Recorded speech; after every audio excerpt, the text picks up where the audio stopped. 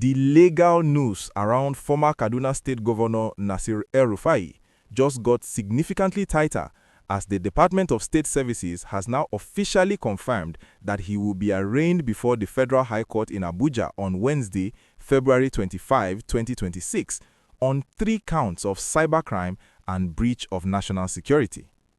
Justice Joyce Abdulmalik will preside over the case after it was formally assigned to her by the Chief Judge of the Federal High Court, Justice John Toso.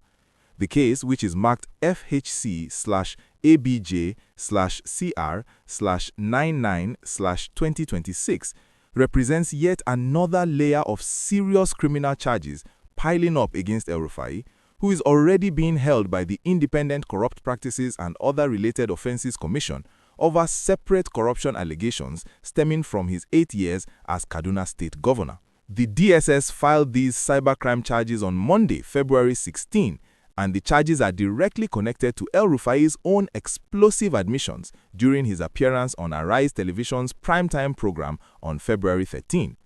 In the first count, the DSS alleges that El-Rufai admitted during that televised interview that he and his cohorts unlawfully intercepted the phone communications of National Security Advisor Nuhu Ribadu.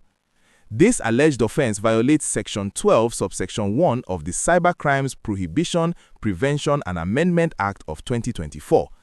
The second count alleges that during the same interview, El-Rufai stated he was aware of and had contact with an individual who unlawfully intercepted the NSA's communications, but failed to report the matter to the appropriate security agencies, which contravenes Section 27, Subsection B of the amended Cybercrimes Act. The third and perhaps most serious count accuses El-Rufai and others still at large of using technical equipment or systems in 2026 within Abuja to compromise public safety and national security by unlawfully intercepting the NSA's communications. The DSS maintains that this act, which the former governor reportedly referenced during his televised interview, instilled reasonable apprehension of insecurity among Nigerians and is punishable under Section 131, Subsection 2 of the Nigerian Communications Act of 2003. What makes these charges particularly damaging is that the evidence against El-Rufai essentially comes from his own mouth, captured on national television and broadcast to millions of viewers. If you have been glued to this absolutely gripping El-Rufai legal drama and want to know what happens when he finally appears in court next Wednesday, please hit that like button and subscribe to our channel because we will be covering the arraignment live and bringing you all the courtroom developments as they happen. During that now infamous Arise Television interview, El-Rufai had claimed that someone wiretapped the phone of NSA Nuhu Ribadu, allowing him to listen to the NSA directing security operatives to effect his arrest. He linked this alleged directive to the attempted arrest at Nnamdi Azikiwe International Airport on February 12 when he returned from Cairo, Egypt. When the interviewer pressed him on how he obtained this information, El-Rufai essentially admitted that his side also has the capability to tap phones just like government agencies do. That admission has now become the centerpiece of the prosecution's case against him.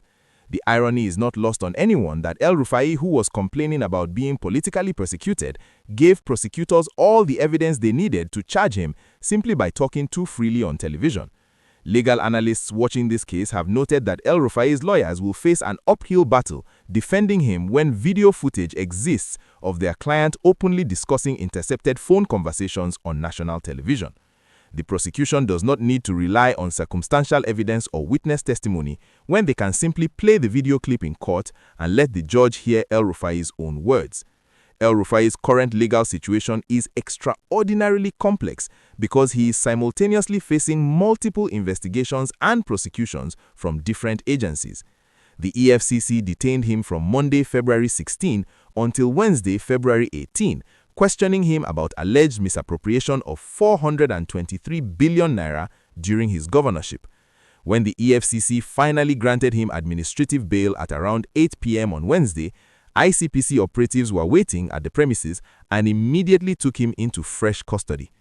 ICPC spokesperson John Ode confirmed that El-Rufai is in their custody in connection with ongoing investigations into corruption during his tenure, including the failed 1.3 billion naira Kaduna Light Rail project. While El-Rufai remains in ICPC custody, the DSS is preparing to arraign him in court next Wednesday on these cybercrime charges, which raises practical questions about how the arraignment will work if ICPC is still holding him.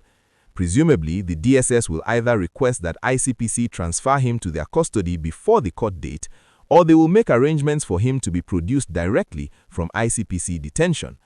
Either way, El-Rufai will be standing before Justice Abdulmalik next Wednesday to answer to these very serious charges that could result in significant prison time if he is convicted.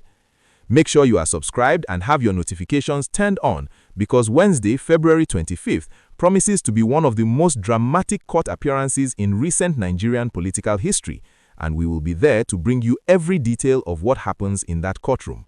The public reaction to El-Rufai's impending arraignment has been mixed. Some Nigerians believe he is being politically persecuted because he fell out with President Tinubu and joined the opposition African Democratic Congress. They argue that the charges are politically motivated and designed to silence a vocal critic of the administration. Others contend that regardless of political motivations, El-Rufai clearly committed an infraction of the law by admitting to knowledge of illegal phone tapping without reporting it to authorities, and he must face the consequences.